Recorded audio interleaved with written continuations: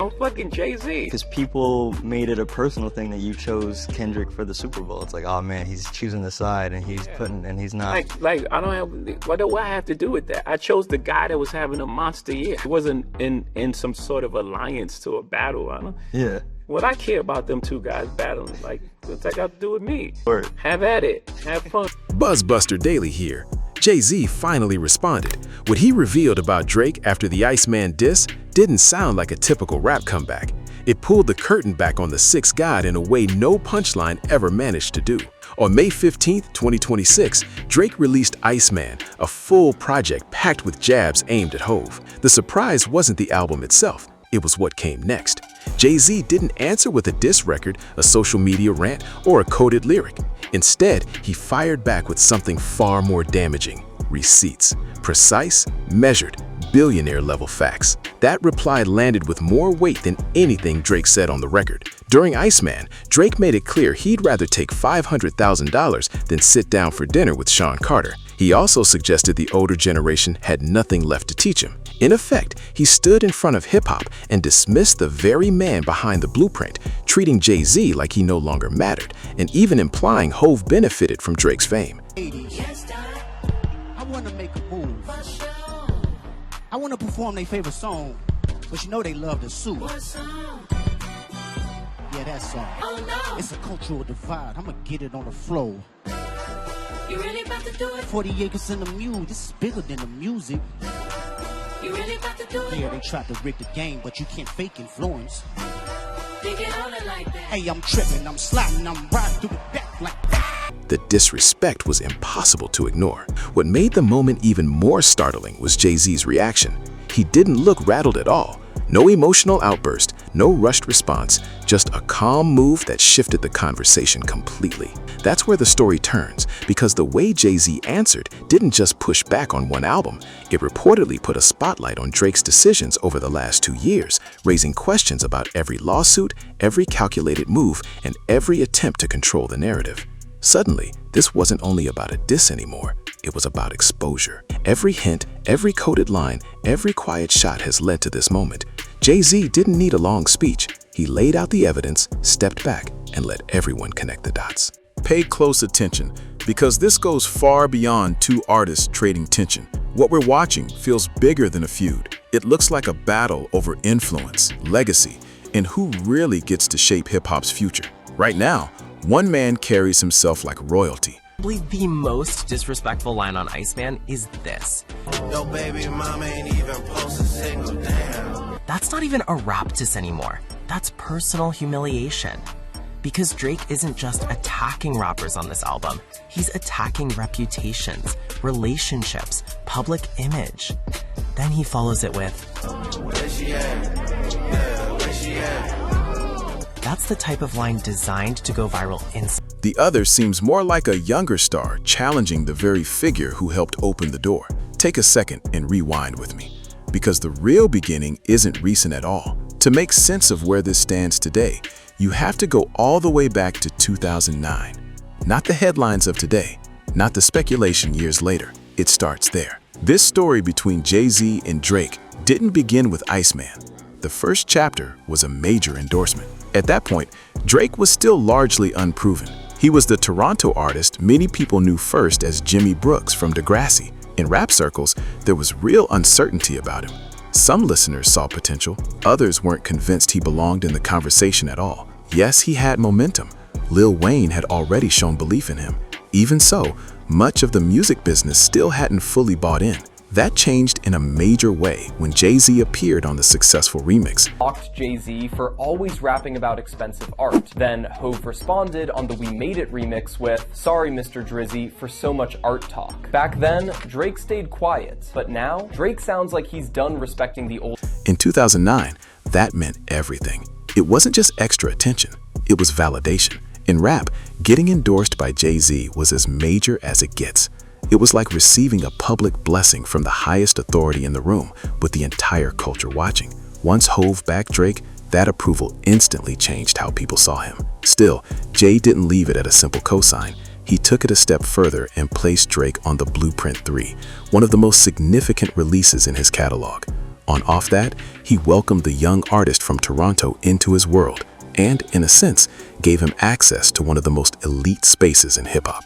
Momentum kept building from there. When Drake released Thank Me Later in 2010, Jay-Z showed up again, this time on the opening track, Light Up. His first didn't just add star power, it carried a message that now feels almost eerie in hindsight. Jay was essentially giving Drake a warning.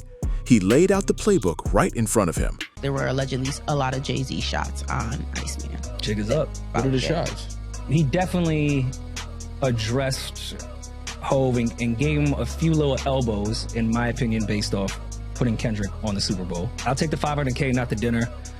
I never could learn shit from none of y'all. That's in regards to the $500K or dinner with Jay-Z where you could learn from him.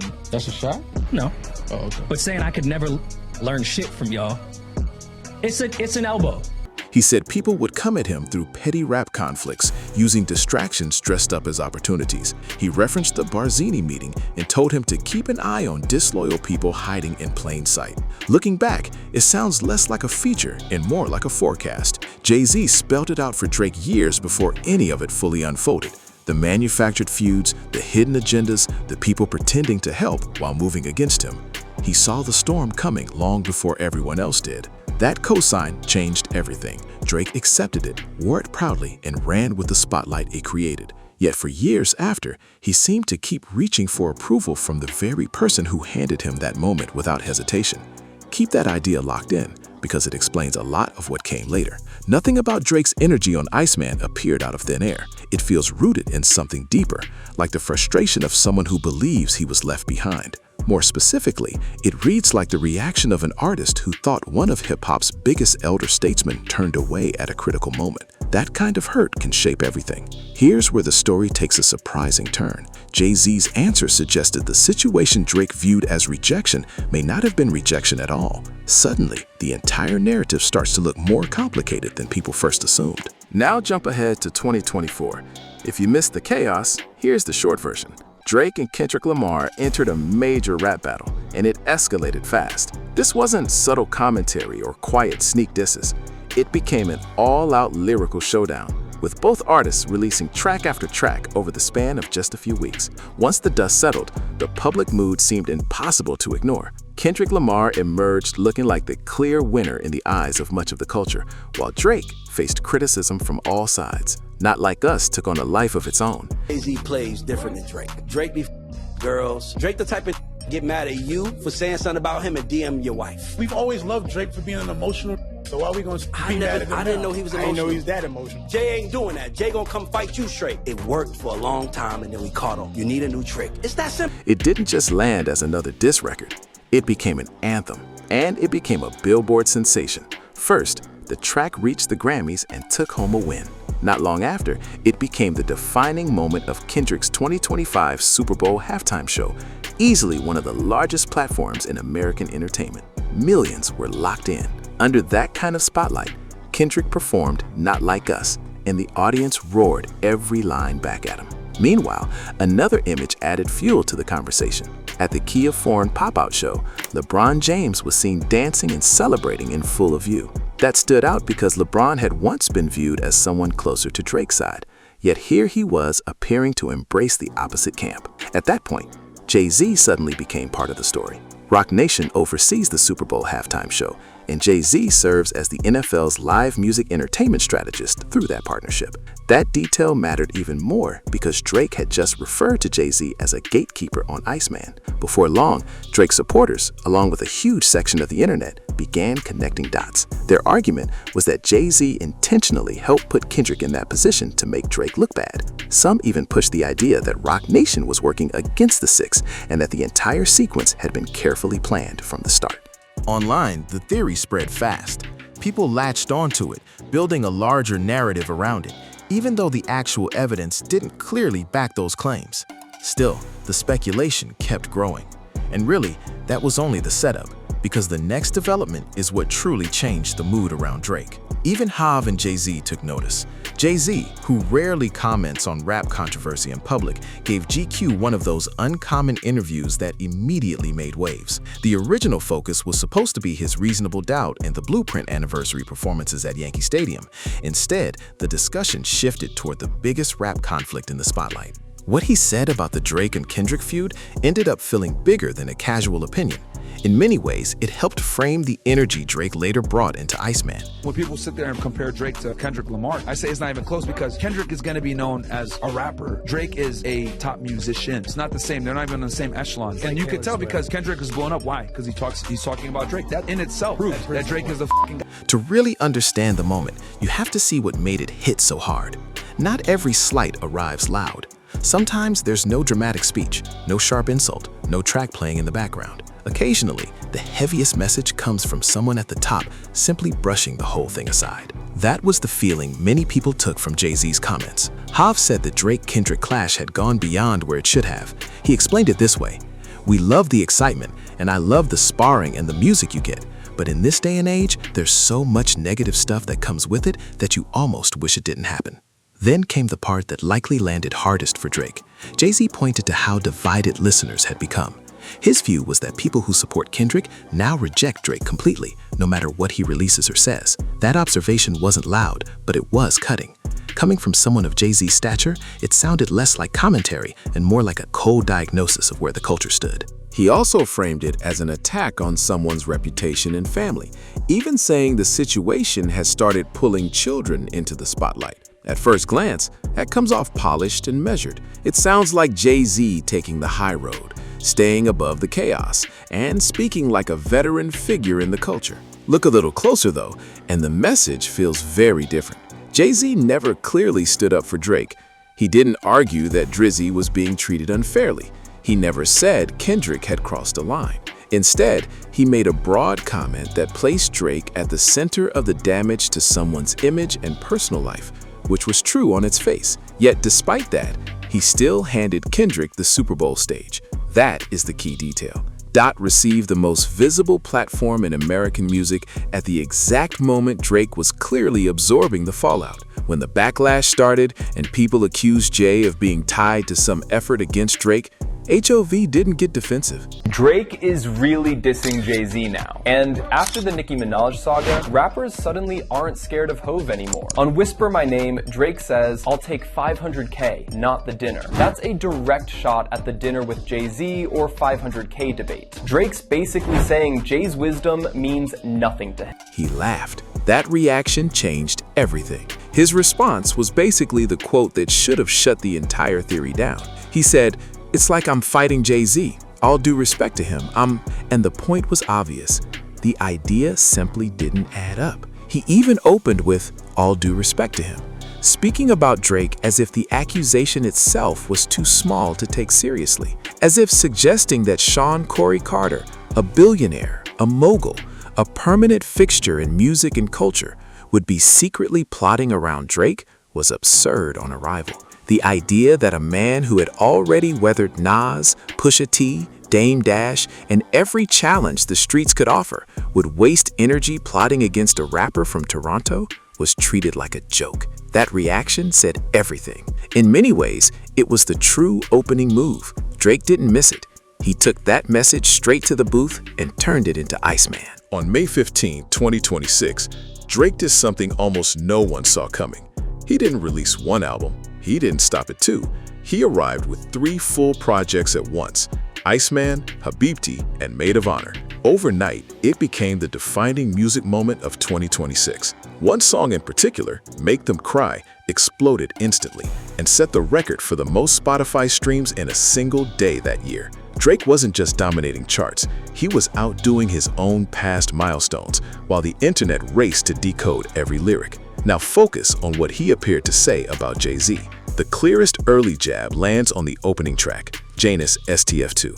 That's where listeners first picked up on what sounded like a direct message aimed at Hove. The lyric says, "You boys got big on my name. That's big enough. We know how you OGs rockin' already, my ninja. The jig is up." That line matters because Jig has long been tied to Jay-Z's identity. Jigga is one of his most recognized nicknames, a name rooted in the image he built from street ambition and hustle. With that wording, "You cannot believe that Kendrick Lamar just mocked Drake at the Super Bowl and humiliated him on national TV. Kendrick performed wearing a chain of a minor," which is a reference to his line in the diss track, Not Like Us, where he says, "Trying to strike a chord and it's probably a minor." In other words, calling Drake a predator. Like last week at the Grammys, where he wore a Canadian tuxedo while collecting his 5 Grammys for this same diss track. During Kendrick's performance, a light message appeared in the crowd and they read, "Game over," which was a message to Drake seems to suggest the game is exposed and the mask has slipped. The mask is off. Drake's message here is blunt. Those legendary rappers who later became powerful executives didn't build lasting influence alone. They stayed on top by attaching themselves to the energy of younger stars like him. In his view, Jay-Z's place in 2026 is still tied to the cultural momentum of Drake's era. There's nothing subtle about that. It lands as a direct challenge to Jay-Z's reputation, importance, and long-standing status in hip-hop. By the time track 2, Whisper My Name, arrives, the tone gets even colder and more deliberate. This is Drake at his most strategic. He delivers a line that instantly pulls in one of the internet's most famous debates. Would you rather sit down for dinner with Jay-Z or walk away with $500,000 in cash? If that reference missed you, here's why it matters.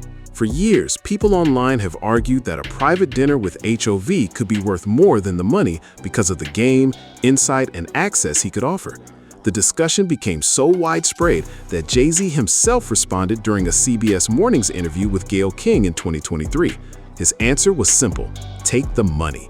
According to him, whatever knowledge he had to share was already laid out in his music. Drake takes that exact idea and turns it into a statement. He chooses the cash. More importantly, he frames that choice as proof that Jay-Z has nothing left to teach him. That's what makes the line hit so hard. It's not just a meme reference, it's a calculated rejection of Jay-Z's value as a mentor. Not the new class, not even the OGs. That's what makes this hit so hard. Drake launched his first album with Jay-Z beside him, and that moment felt like two things at once, a cosign and a challenge. For him to now suggest there's nothing left for him to gain from Hov sounds like he's setting fire to an entire era of respect right there on the track. Naturally, the internet exploded. One line in particular grabbed everyone's attention. Drake says, "You and Nas run and talk to Hov for a second opinion. Me, I stood 10 toes and accepted the mission. Out of everything in the song, that may be the most direct shot." The message is clear. While others look to Jay-Z for approval, strategy, or reassurance, Drake is presenting himself as someone who never needed that extra confirmation. It comes off like a pointed jab at J. Cole, Kendrick, and really anyone in rap who still treats Jay as the ultimate voice in the room. More than that, Drake is drawing a line between himself and the rest of the field. He's framing his path as one built without leaning on the throne for guidance, whether in business, in personal battles, or in his career. Still, there's another layer people aren't talking about enough. I'll Make Them Cry. He also reveals how deeply 2024 affected him. When he says, "The energy is cold and almost threatening." Listen to these bars. "We know how you OGs rockin' already, my nigga. The jig is up." The jig is up might not just be an expression, it could be Drake aiming directly at Jay-Z, Jigga himself, calling out years of industry politics, Rock Nation connections, and people he believes quietly moved against him behind the scenes. What died back in 2024 was a big piece. So it's like, this is me, but it isn't me. It doesn't sound like celebration. It sounds like damage. There's grief in that bar. He's not just speaking loudly on the record. He's clearly carrying something heavy. Drake is making it clear that the fallout from the Kendrick battle wasn't just about pride. In his view, it took something personal from him.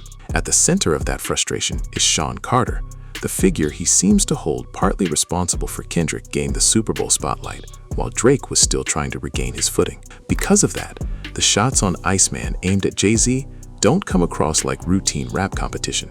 They feel rooted in something deeper: hurt, disappointment, and a sense of being let down by someone he may have expected more from. What happened next is where things get especially interesting. A lot of people are focused on whether Drake's lines were sharp enough, but they're missing the move that mattered most. Jay-Z never fired back with a song. There was no online back and forth, no public statement, no dramatic appearance to address it all. Instead, he chose a quieter approach, and arguably a much more effective one. He allowed his past comments, along with the decisions already visible to everyone, to speak on his behalf. In doing so, He framed the situation in a way that no response record really could. The Super Bowl is the key piece of this entire story. It's the foundation of Drake's complaint. From Drake's perspective, Jay-Z played a role in giving Kendrick that halftime platform at a crucial moment. Yet Jay-Z's own explanation points in a different direction. When asked how the choice was made, he kept it simple. He picked the artist who was having an enormous year. Looking at it plainly, the decision makes sense. Why would Jay-Z feel obligated to step into a clash between two other artists? From his perspective, that fight was never his burden to carry. What makes this so revealing is bigger than one booking choice. It shows that, in Jay-Z's eyes, the Drake and Kendrick Lamar conflict was not some personal matter he needed to solve. More importantly, it highlights a hard truth. Drake seemed to believe he had a kind of loyalty from Hove that was never actually there in the way he expected. That's where the story gets messy. For roughly 15 years, Drake appeared to view Jay-Z as more than just a powerful figure in the industry. He treated him like a mentor, an older brother, a cultural heavyweight who would naturally stand beside him when things got complicated. Meanwhile, Jay-Z seems to have approached the situation from a completely different angle. Instead of acting like a personal guardian, Jay-Z moved like what he is, a billionaire strategist thinking about the bigger business of hip-hop. From that lens, the choice was not about feelings, it was about value. And in 2025, Kendrick Lamar was seen as the stronger option. Roc Nation went with Kendrick. None of that suggests personal hatred from Jay-Z. If anything, it points to something colder and more calculated. This was business. The real shock is that Drake may have built his understanding of that relationship on emotion, while the other side was always operating on transactions.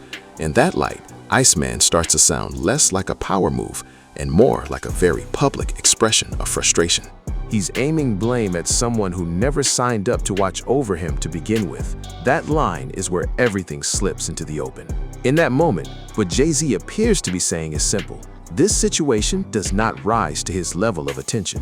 The suggestion that he would spend time orchestrating some massive million-dollar plot against a rapper while sitting on a billion-dollar empire built across 3 decades and multiple businesses comes off as almost absurd to him. His reaction says more than a direct response ever could. What really hits is the laugh. More than any statement, Lamar calls Drake out on suing Not Like Us during his Super Bowl performance. I want to perform their favorite song, but you know they love to sue. And then performed it. Hey, I'm tripping, I'm sliding, I'm riding through the back like must have It's been a long fight, and I just had to I'm on them tough. That dismissive reaction may have done the most damage to Drake's Iceman image. It doesn't just reject the claim, it shrinks it. Suddenly, the whole narrative feels smaller. Still, the story doesn't begin in 2026. People have whispered for years that there was genuine friction between Jay-Z and Drake. Iceman didn't create that idea. It simply pulled the curtain back and made the tension harder to ignore. Look back at Light Up from 2010. Jay-Z was already sending Drake a warning 16 years ago. He told him to stay alert for betrayal, especially from those who approached disguised as help. That wasn't a random line. The Barzini meeting mention points directly to The Godfather. In that film, the meeting is the moment Don Corleone realizes who had been aligned against him all along. Jay-Z had already helped open doors for Drake in 2009. That's what makes the subtext here feel so loaded. Back in 2010, Drake slipped in a Godfather-style warning about betrayal. Jump ahead to 2026, and now he seems to view Jay-Z as the Barzini in the story. That's the kind of full-circle moment most people have completely missed. There's another detail that got lost in all the chatter. On an early record, Successful, Drake said, "I'm just feeling like the throne is for the taking. Watch me take it." At the time, some listeners took that line as a possible jab at Jay-Z. Reports said Drake's side pushed back and insisted it wasn't a diss. Still, when you hear Iceman and catch the references to Jay-Z in 2026, it starts to sound less like a random line and more like a long-term mission. For Drake, the crown always seemed to be the goal. He just may not have been ready to make that ambition obvious until now. An all-hip-hop article published after Iceman framed the contrast in a way that really stood out. Their point was that Drake and Jay-Z built greatness through completely different formulas. Jay-Z shaped his empire through street legacy, business power, and boardroom influence. Drake rose through streaming control, pop appeal, and a level of cultural connection that made him feel everywhere at once. Neither route was small. Each one created a different version of dominance. For a long time, those two approaches existed side by side. Beneath the surface, though, the tension between the established power and the new era never really disappeared. Tension between the old guard and the next wave has been building for a long time. Now the big question is whether the Iceman shots have pushed that pressure to the breaking point. At the center of it all sits Jay-Z, and his position looks almost untouchable. There's no sign of panic on his side. Instead of reacting, he's announcing Yankee Stadium performances tied to the anniversaries of Reasonable Doubt and The Blueprint. That's not the move of someone fighting for relevance. That's a figure stepping into a stadium with the weight of history already behind him. Meanwhile, Drake is arriving from the opposite direction. He's putting out sprawling triple album releases with diss records woven into the track list, sounding determined to remind everyone he still deserves a seat among the elite. Side by side, the difference is impossible to miss. One artist looks fully cemented, the other appears to be making his case in real time, and people paying attention can feel that contrast immediately. Here's where it gets especially revealing. The Iceman message is supposed to project independence. Drake's framing suggests he doesn't need anybody's approval, not Jay-Z's endorsement, not the blessing of the veterans, not validation from the previous era. The message is clear. He's enough on his own, and the crown is there to be claimed. Still, there's an obvious contradiction sitting right in the middle of that argument. When someone devotes multiple songs across a massive project to address one person, it sends a different signal. No matter how sharp the bars may sound, that level of focus suggests the subject still matters deeply. True freedom doesn't mean dropping an entire project aimed at the people who doubted you. If anything, genuine independence usually sounds like nothing at all. Quiet is often the clearest sign of control.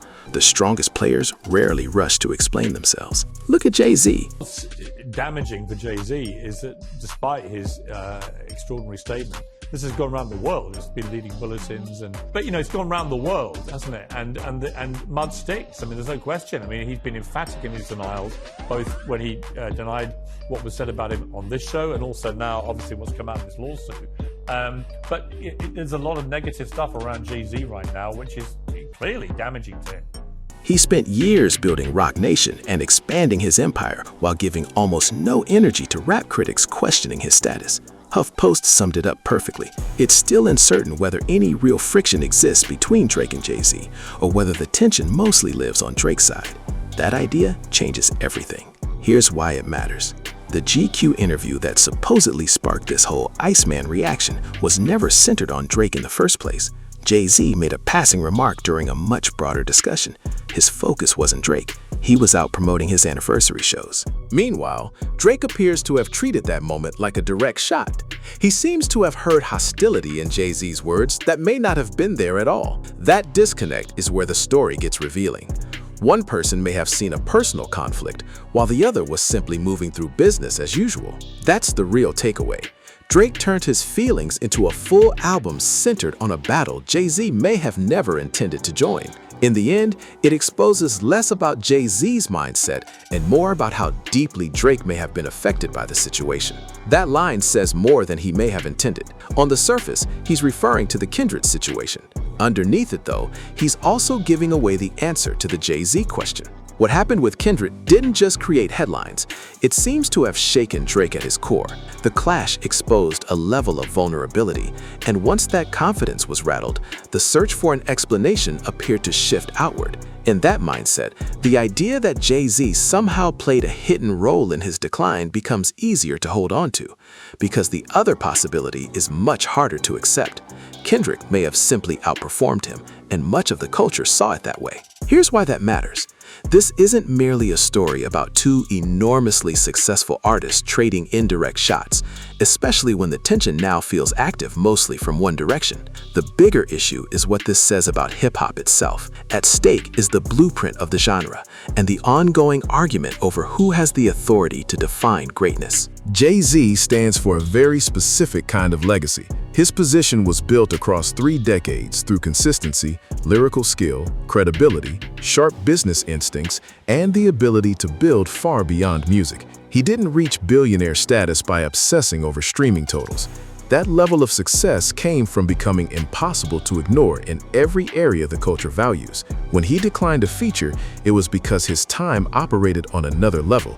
When he ignored rap conflicts, it suggested he had already moved into a space where those battles no longer mattered. When Drake scattered Jay-Z's name across several songs on Iceman, the answer he got was a masterclass in quiet authority. No diss track, no heated statement, no public back and forth. Jay-Z simply stepped aside and let his status do the talking. Yankee Stadium spoke.